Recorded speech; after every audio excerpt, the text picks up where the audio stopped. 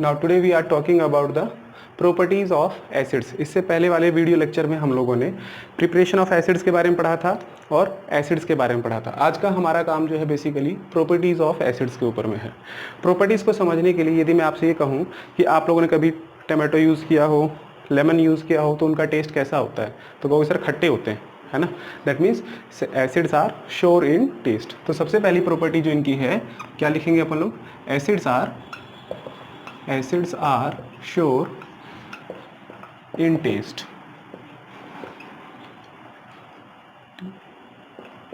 ठीक है, पहली बात तो खट्टे होंगे, जैसे लेमन, ऑरेंज, कोई भी आप क्या कहते हैं फ्रूट उठा लीजिए जो आपको खट्टा लगता हो, उसके अंदर में कोई ना कोई एसिड पाता है। ठीक है, जैसे मैं लेमन के अंदर की बात करूं और संतरे की बात करूं तो इनके अंदर सिट्रिक एसिड होता है। That's why they are named as a citrus fruits. ठीक है, अच्छा दूसरी बात क्या कि जितने भी आपके पास में एसिड्स होते हैं, ठीक है, ऑल कंडक्ट द इलेक्ट्रिसिटी। ठीक है, acids are able to conduct the electricity,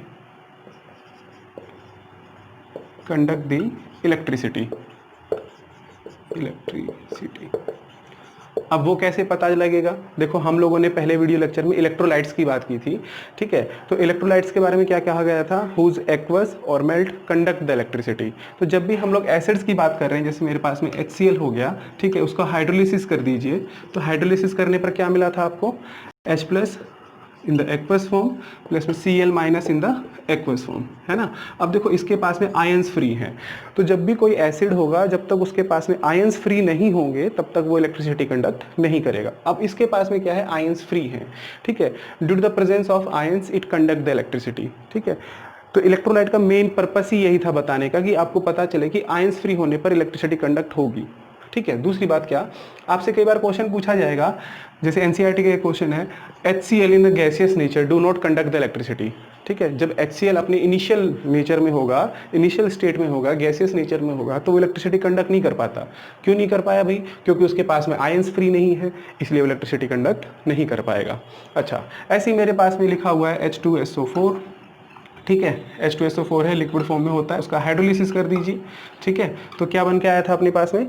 sir H+ ion बन के आया था। ठीक है, एक्वस फॉर्म में। ठीक है, प्लस में SO4 2- बन के आया था। ठीक है, अच्छा, तो इस तरीके से हम लोगों ने देखो क्या देखा, फिर से यहाँ पर क्या है? आयंस फ्री है, तो आयंस फ्री होने की वजह से ये इलेक्ट्रिसिटी कंडक्ट कर पाते हैं। तो पहली दो प्रॉपर्टीज आपको बड़े अच्छे से क्लियर हो गई होंगी। पहला था श्योर इन टेस्ट एंड दूसरा है हमारे पास में इलेक्ट्रिसिटी कंडक्ट कर पाता है। अब कौन सा एसिड ज़्यादा इलेक्ट्रिसिटी कंडक्ट करेगा? जिस एसिड्स के पास में नंबर ऑफ आयंस ज़्यादा होंगे। मैंने आपको बताया था कि एसिड्स हमारे पास में दो तरीके के होते हैं। ठीक है, एक होता है हमारे पास में स्ट्रॉन्ग एसिड, ठीक है, स्ट्रॉन्ग, और एक होता है हमारे पास में वीक। ठीक है, स्ट्रॉन्ग एसिड्स के पास में क्या होता था कि 100% डिसोसिएशन होता था। That means strong acid have the almost 100% ions. ठीक है, 100% आयंस का मतलब ये कह सकते हैं कंप्लीट डिसोसिएशन दिया है, तो number of ions strong acids में ज़्यादा होंगे।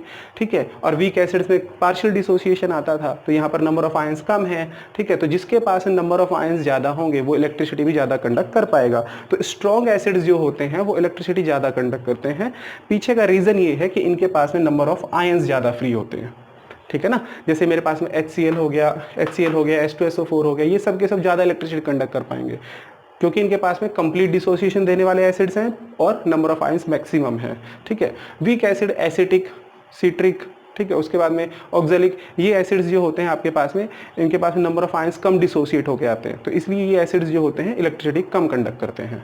ठीक है, ओके। अब यदि हम लोग आगे की बात करें तो हमारे पास तीसरी प्रॉपर्टी हम लोग क्या लिखेंगे? चलिए, जितने भी एसिड्स होते हैं आपके पास में कोरोसिव नेचर के होते हैं। ठीक है, एसिड्स आर, तीसरे लिखते हैं यहाँ पर लोग, acids are corrosive in nature, corrosive in nature. ठीक है, कोरोसिव नेचर के होते हैं। अब सर ये कैसे पता चलेगा कोरोसिव नेचर के हैं कि नहीं है? आपको छोटा सा काम करना है कि किसी भी आयरन सरफेस के ऊपर में आप है ना कोई एसिड, स्ट्रॉन्ग एसिड डाल के देख लीजिए, एक ब्राउन कलर सरफेस निकल के आ जाएगा।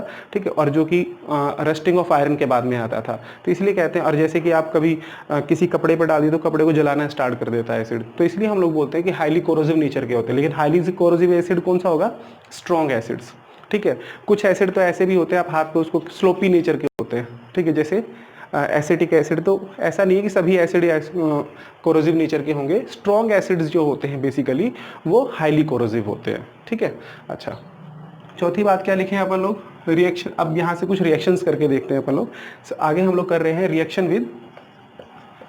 विद मेटल, ठीक है, रिएक्शन विद मेटल्स। मेटल्स कौन सा, मेटल्स। अब मेटल्स किसके साथ, मेटल्स कौन से मेटल्स, तो रिएक्टिव मेटल्स उठा लेते हैं। रिएक्टिव मेटल कौन कौन से होते थे अपने पास में, पोटाशियम, सोडियम, कैल्शियम, मैग्नीशियम। हाँ, तो इस तरीके से इन मेटल्स के साथ में पहले रिएक्शन करके देखते हैं। जैसे देखो मेरे पास में लिखा हुआ है सोडियम, सोडियम के अंदर मैंने डाल दिया है क्या, HCl, ठीक है। अब देखो क्या प्रोडक्ट बन के आएगा सर, तो देखो सोडियम की वैलेंसी 1+, Cl की वैलेंसी 1-, तो प्रोडक्ट क्या बन गया, NaCl, और बाहर क्या निकाल देगा, H2। तो क्या होगा, एक यहाँ से कीवर्ड लिख सकते थे अपन लोग। कीवर्ड क्या लिख सकते थे कि हमारे पास में मेटल है प्लस में एसिड है, ठीक है, तो क्या बना के देगा वो अपने को, मेटल साल्ट प्लस हाइड्रोजन, ठीक है, प्लस हाइड्रोजन, ठीक है। ये आप कीवर्ड यहाँ से याद रख सकते हो, ठीक है। सिंपल सा है, ज़्यादा कुछ हैवी नहीं इसके अंदर में। अच्छा, तो क्या समझ में आया कि जब भी मेटल एसिड के साथ में रिएक्शन करेगा तो मेटल साल्ट बनाएगा प्लस में हाइड्रोजन गैस को इवॉल्व करेगा। एग्जांपल के तौर पे मेरे पास में फिर से सोडियम ही ले लेते हैं। सोडियम के अंदर हम लोगों ने डाल दिया H2SO4, ठीक है, क्या डाल दिया अपन लोगों ने, H2SO4। तो देखो क्या बन के आएगा, सोडियम की वैलेंसी कितनी बेटा, 1+, SO4 की वैलेंसी कितनी थी, 2-, तो प्रोडक्ट क्या बनेगा, इसको यहाँ पर लेके जाओ, इसको यहाँ पर लेके आओ, तो क्या बन गया, Na2SO4 प्लस में H2 गैस इवॉल्व होगी, ठीक है। तो सोडियम सल्फेट और बाहर क्या निकाल रहा है, हाइड्रोजन गैस को इवॉल्व कर रहा है, ठीक है ना। तो इस तरीके से जो है आप यहाँ से प्रोडक्ट बना सकते हैं। जब भी मेटल हमारा रिएक्ट कर रहा है एसिड के साथ में तो वो क्या बनाएगा, मेटल साल्ट प्लस में हाइड्रोजन गैस इवॉल्व होगी। एक और एग्जांपल ले लेते हैं, हमारे पास में है एल्युमिनियम। एल्युमिनियम के अंदर हम लोग डाल देते हैं HNO3, ठीक है, नाइट्रिक एसिड, ठीक है। तो एल्युमिनियम की वैलेंसी कितनी, 3+, ठीक है, प्लस NO3 की वैलेंसी कितनी बेटा, 1-, ठीक। तो प्रोडक्ट क्या बन के आएगा, देखो एक बार प्रोडक्ट बन के आया आपके पास में, देखो देखो देखो देखो क्या बना, AlNO3 का होल थ्राइस प्लस में H2 गैस इवॉल्व होगी। रिएक्शन को बैलेंस करते चले जाइएगा, ठीक है। तो इस तरीके से जो है, बस मैंने आपको ये कहा कि आप बैलेंस से याद रख लीजिए, आपका काम बन जाएगा, ठीक है ना। तो आप बिल्कुल सिंपल वे में इन सभी रिएक्शंस को कर सकते हैं, बस आपको ध्यान रखना है वैलेंसी, ठीक है। अच्छा, आगे बढ़ते हैं हम लोग इसी के अंदर में। हाँ, अगली रिएक्शन करके देखते हैं। चलिए, एसिड बेस और साल्ट ही मिटा दिया भाई हमने तो अपना, है ना। चलो आगे करके देखते हैं हम लोग फिर से। अगली प्रॉपर्टी जो है रिएक्शन विद, हाँ, reaction with metal carbonate. Metal carbonate, metal carbonate, carbonate बोले तो CO3 2-, ठीक है। अच्छा, अब कैसे होगी देखो, जैसे रिएक्शन मेरे पास में लिखा हुआ है क्या, मेरे पास में Na2CO3 सोडियम कार्बोनेट, क्या लिखा हुआ है, सोडियम कार्बोनेट। मैंने इसमें कोई एसिड डाल दिया, ठीक है, HCl, तो क्या बन के आएगा, बस सिंपल सा काम करना है। डबल डिस्प्लेसमेंट रिएक्शन है सर ये तो, ठीक है, इजी सा रिएक्शन है। तो देखो क्या है, सोडियम की वैलेंसी 1+ है, ठीक है, Cl की वैलेंसी 1- है, तो क्या बन गया, देखो एक बार सर, NaCl। देखो इसका कैटायन और इसका एनायन दोनों आपस में मैच होते हैं, और ये वाला कैटायन और ये वाला एनायन आपस में मैच होंगे, ठीक है। अच्छा, CO3 की वैलेंसी देखो मैंने कितनी लिखी है, 2-, ठीक है। तो अब देखो इसको मैच करते हैं, हाइड्रोजन की वैलेंसी कितनी सर, 1+, ठीक है, और CO3 की वैलेंसी कितनी, 2-। तो देखो प्रोडक्ट क्या बन जाएगा, बनाओ जल्दी से एक बार। तो क्या बन के आया, H2CO3, है ना, कार्बोनिक एसिड। क्या बन के आया, कार्बोनिक एसिड।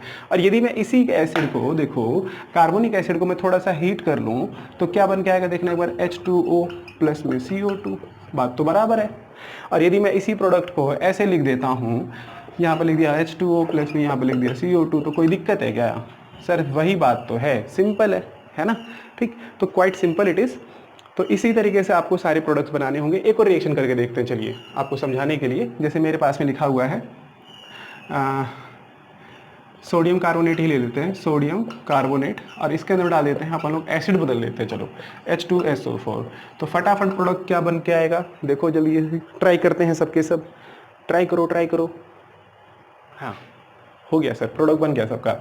सोडियम की वैलेंसी कितनी थी सर 1+, SO4 की वैलेंसी कितनी थी सर 2-, तो प्रोडक्ट क्या बनेगा बोलो जल्दी सर, प्रोडक्ट बन जाएगा Na2SO4 सोडियम सल्फेट, ठीक है। और बाहर क्या निकल जाएगा बेटा, फिर से देखो बन के क्या आना है, H2CO3 ही बन के आना है। तो हम लोग उसको क्या लिख सकते थे, देखो उसको हम लोग क्या लिख सकते थे, H2O प्लस में CO2। ईजी, बहुत ईजी है ना।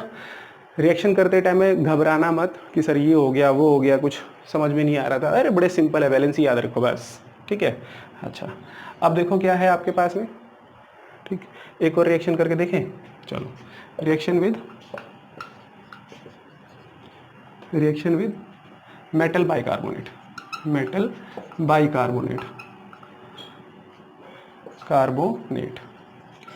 बाइकार्बोनेट क्या होगा भैया, देखो मेटल बाइकार्बोनेट जैसे मेरे पास में मैंने ले लिया MHCO3, ठीक है, MHCO3, M किसको रिप्रेजेंट कर रहा है, किसी मेटल को, ठीक है। अच्छा चलिए ये हमारा नया रिएक्शन, फटाफट करके देखते हैं इसको भी। मेटल बाइकार्बोनेट उठाते हैं, ठीक, किसकी रिएक्शन कर रहे हैं, एसिड की रिएक्शन कर रहे हैं मेटल बाइकार्बोनेट के साथ में, ठीक है ना। अच्छा तो देखो क्या है हमारे पास में, मैंने ले लिया NaHCO3, ठीक है, सोडियम बाइकार्बोनेट या फिर सोडियम हाइड्रोजन कार्बोनेट, ठीक है। मैंने इसके अंदर डाल दिया है HCl, तो प्रोडक्ट क्या बनेगा फटाफट, तो Na की वैलेंसी सर 1+, Cl की वैलेंसी 1-, तो NaCl बन गया। प्लस में क्या लेके चले, देखो फिर से हाइड्रोजन की वैलेंसी 1+ और CO3 की वैलेंसी 2-, तो प्रोडक्ट क्या बन जाना है H2CO3, उसको क्या लिख सकते हैं H2O प्लस में CO2। क्वाइट सिंपल ना। अच्छा फिर से एक और लेके चलते हैं, देखो मेरे पास में लिखा हुआ है CaHCO3 का whole twice, calcium bicarbonate, calcium की वैलेंसी कितनी 2+, ये रहा इसका वैलेंसी। इसके अंदर में क्या डाल दें हम लोग, फिर से HCl डाल देते हैं, तो देखो क्या बन के आ रहा है, हम लोग क्या लिख सकते हैं यहाँ से CaCl2, क्यों लिखा, Ca की वैलेंसी 2+, Cl की वैलेंसी 1-, है ना। तो इसको क्रॉस कर लो, यहाँ से यहाँ बन जाएगा। प्लस में बाई प्रोडक्ट वही बनेगा H2O प्लस में CO2, रिएक्शन बैलेंस करते रहना अपना, ठीक है। तो it is very simple to all of us कि हम लोग बड़े आराम से जो है रिएक्शन सीख सकते हैं, बस आपको वैलेंसी आनी चाहिए, पहले रिएक्शन कभी याद नहीं रखनी पड़ती, ठीक है ना। रिएक्शन रट्टा मारोगे मर जाओगे, बस तरीका समझो क्या हुआ था, ठीक है ना। तो इस तरीके से आप जो है कर रहे हैं मेटल ऑक्साइड्स की। तो मेटल ऑक्साइड के साथ में कैसे रिएक्शन करें, reaction of acid with metal oxides, ठीक है। तो सबसे पहले मेरे पास में कोई मेटल ऑक्साइड उठा लेते हैं, जैसे देखो मेरे पास में Na2O सोडियम ऑक्साइड, ठीक है। सोडियम ऑक्साइड कैसे बना होगा, सोडियम की वैलेंसी 1+, ऑक्सीजन की वैलेंसी 2-, तो इसको इधर लेके आओ, इसको इधर लेके आओ, तो सोडियम ऑक्साइड बन गया, ठीक है। अब सोडियम ऑक्साइड के अंदर हम कोई एसिड डालो, ठीक है। एसिड कौन सा ले लिया अपन लोगों ने, HCl, ठीक, तो HCl ले लिया अपन लोगों ने। अच्छा अब देखो प्रोडक्ट फिर से क्या बनेगा, सोडियम की वैलेंसी फिर से 1+ है, HCl की वैलेंसी फिर से माइनस है, तो क्या बन के आया देखो NaCl प्लस में H2O, है ना। रिएक्शन को बैलेंस किया जा सकता है। तो कीवर्ड हमारा क्या हो सकता है कि जब भी कोई मेटल ऑक्साइड जो है हमारा रिएक्ट करेगा किसी एसिड के साथ में, when the metal oxide react with the acid then it forms salt plus water, है ना, salt plus water। तो quite easy it is, बिल्कुल इजी सा है। देखो ये कीवर्ड आप यहाँ से याद रख सकते हैं, ठीक है। आपको इतना सा ध्यान रखना होगा कि भाई मेटल ऑक्साइड जब भी किसी एसिड के साथ में रिएक्ट कर रहा है तो वो या तो साल्ट बनाएगा प्लस में वाटर जो है इवॉल्व करता दिखाई देगा आपको। एक और एग्जांपल ले लेते हैं हम लोग यहाँ से ही, मेरे पास में लिखा हुआ है CuO कॉपर ऑक्साइड, ठीक है, कॉपर ऑक्साइड, ठीक। या फिर आप यहाँ से एक और ले सकते हो, कॉपर ऑक्साइड ना तुम्हें याद रहता हो तो CaO, क्योंकि वैलेंसी तुम्हें कॉपर की याद नहीं रहेगी, तो एक काम कर लो कि भाई कैल्शियम ऑक्साइड ले लिया मैंने इसके अंदर डाल दिया है क्या H2SO4, ठीक है। H2SO4 क्या बन के आएगा भैया, साल्ट प्लस वाटर। तो देखो कैल्शियम की वैलेंसी कितनी है 2+ और SO4 की वैलेंसी कितनी है 2-, तो प्रोडक्ट क्या बन जाएगा सर, 2+ से 2- कट गया सर, बन गया CaSO4, है ना। प्लस में क्या बन जाएगा, वाटर बाहर निकल जाएगा। तो वेरी सिंपल सर, है ना, टू सिंपल टू इजी, तो बिल्कुल इजी सा। अब मैं आपको एक और दे रहा हूँ, जैसे मेरे पास में लिखा हुआ है Al2 ठीक है, Al2O3 और मैंने इसके अंदर में डाल दिया है HNO3। जल्दी जल्दी बताओ क्या प्रोडक्ट बन के आएगा। ठीक है, एक और ले लिया है हम लोगों ने। चलो पहले इसको करके देखते हैं। चलिए फटाफट इसको करके देखते हैं। हाँ हो गया होगा सबसे। बस एल्युमिनियम की वैलेंसी कितनी है देखो, इतना याद रखना है, एल्युमिनियम की वैलेंसी 3+, ठीक है, और NO3 की वैलेंसी कितनी बच्चे 1-। तो प्रोडक्ट क्या बनेगा, इसको इधर लेके आए, इसको इधर लेके आए, तो प्रोडक्ट क्या बना sir AlNO3 whole thrice plus में बाहर क्या निकल जाएगा H2। रिएक्शन को बैलेंस कर लेना। रिएक्शन बैलेंस करना आपने फर्स्ट चैप्टर में सीखा होगा। बार बार मैं रिएक्शन यदि बैलेंस करने जाऊंगा तो मेरे को टाइम भी ज़्यादा लगेगा और आपकी साथ साथ में प्रैक्टिस होती रहेगी यहाँ पे, है ना। चलो तो ये सब कुछ था आपके पास में। जब भी मेटल जो होगा हमारा, मेटल ऑक्साइड बेसिकली रिएक्ट करेगा एसिड के साथ में, तो क्या बना के दे रहा है आपको, हर बार साल्ट बन के आया। देखो ये नाइट्रेट साल्ट है, ये सल्फेट साल्ट है, ये क्लोराइड साल्ट है, तो साल्ट बन के आएगा और हर बार आपने देखा है कि वाटर जो है इवॉल्व कर रहा है रिएक्शन में से। ठीक है, तो ये बात सबको समझ में आ गई होगी। आगे बढ़ते हैं हम लोग, आगे देख रहे हैं हम लोग। आगे हमारे पास में रिएक्शन विद बेस। एसिड की रिएक्शन किसके साथ में करना है अपने को, अब बेस के साथ में। ठीक है, तो रिएक्शन विद बेस, ठीक है। और कौन सा बेस उठाने वाले हैं हम लोग, कोई भी बेस उठा लीजिए जो भी तुम्हारा मन करता हो। ठीक है, तो देखो हमारे पास में है किसकी रिएक्शन करनी है, हमें एसिड की रिएक्शन करनी है विद बेस के साथ में। तो हम लोगों ने कोई बेस उठाया NaOH, जिसको हम लोग बोलते हैं सोडियम हाइड्रोक्साइड। ठीक है, सोडियम हाइड्रोक्साइड, और इसके अंदर हम लोग डाल रहे हैं HCl। ठीक है, तो देखो प्रोडक्ट क्या बन के आएगा, Na की वैलेंसी 1+, Cl की वैलेंसी 1-, ठीक है, H की वैलेंसी 1+ और OH की valency 1-। It is a double displacement reaction.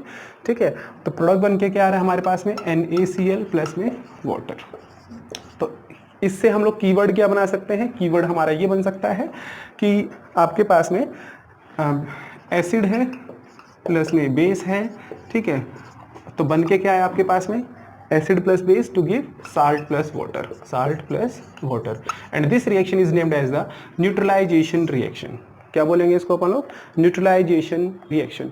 ठीक है, न्यूट्रलिटी की तरफ मूव करती है। जितना अमाउंट आपने बेस का लिया है उतना अमाउंट आप एसिड का लीजिए और दोनों का इक्विमोलर अमाउंट लेके चलिए, तो आपके पास में जो साल्ट जो बन के आएगा उसकी न्यूट्रलिटी मेंटेन होगी। साथ साथ में इसी रिएक्शन को हम लोग क्या बोलते हैं, न्यूट्रलाइजेशन रिएक्शन। ठीक है, आप कोई भी साल्ट ले लीजिए या फिर सॉरी कोई भी बेस ले लो या फिर कोई भी एसिड ले लो। जैसे देखो मेरे पास में लिखा हुआ है एसिडिक एसिड CH3COOH। ठीक है, मैंने इसके अंदर में डाल दिया है क्या, मैं इसके अंदर में डाल रहा हूँ हाँ मैंने इसके अंदर में देखो फिर से डाल दिया। ये तो एसिड होगा, कोई बेस ले लेते हैं, NaOH ले लेते हैं। ठीक है, ये हमारा वीक एसिड स्ट्रॉन्ग बेस। ठीक है, वीक एसिड स्ट्रॉन्ग बेस, मैंने इसे पीछे वाले वीडियो में बताया भी था।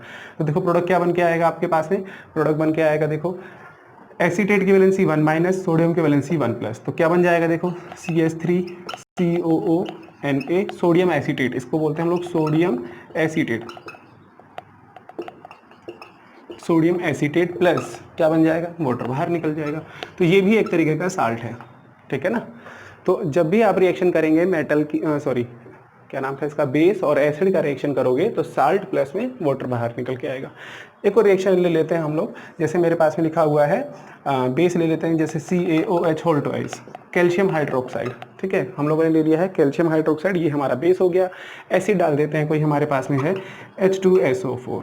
ठीक है, H2SO4। तो देखो प्रोडक्ट क्या बन के आएगा हमारे पास में, प्रोडक्ट बन के आया CaSO4। क्यों बन के आया ये हमारे पास, देखो कैल्शियम की वैलेंसी कितनी है 2+ और SO4 की वैलेंसी कितनी होती है 2-। तो देखो कट गया ये, तो बन के क्या आ गया CaSO4 प्लस में वाटर आपका इवॉल्व हो जाएगा। तो ये तीनों की तीनों रिएक्शंस जो हैं, देखो आपने इसमें बड़ा कॉमन देखा होगा, बेस है, ठीक है, बेस है, बेस है, इन सब में बेस और एसिड रिएक्ट कर रहे हैं और देखो प्रोडक्ट जो होगा आपके पास में साल्ट प्लस में वाटर बाहर निकल रहा होगा। और इस रिएक्शंस को हम लोग क्या बोलते थे, एक कॉमन नाम दिया था हम लोगों ने, न्यूट्रलाइजेशन रिएक्शन। ठीक है, अब हमें एसिड में क्या करना है, अब हमें एसिड्स के अंदर में इंडिकेटर्स की बात करनी है। ठीक है, अब in the very next lecture हम बात करेंगे इंडिकेटर्स के ऊपर में। पहले हम लोगों ने सीखा था कि एसिड्स क्या होते हैं, फिर हम लोगों ने उसकी प्रिपरेशन की थी, फिर हम लोगों ने उसकी आज प्रॉपर्टीज़ कर ली है। अब हम लोग जो आगे की जो बात करेंगे वो इंडिकेटर्स के ऊपर में करेंगे। ठीक है।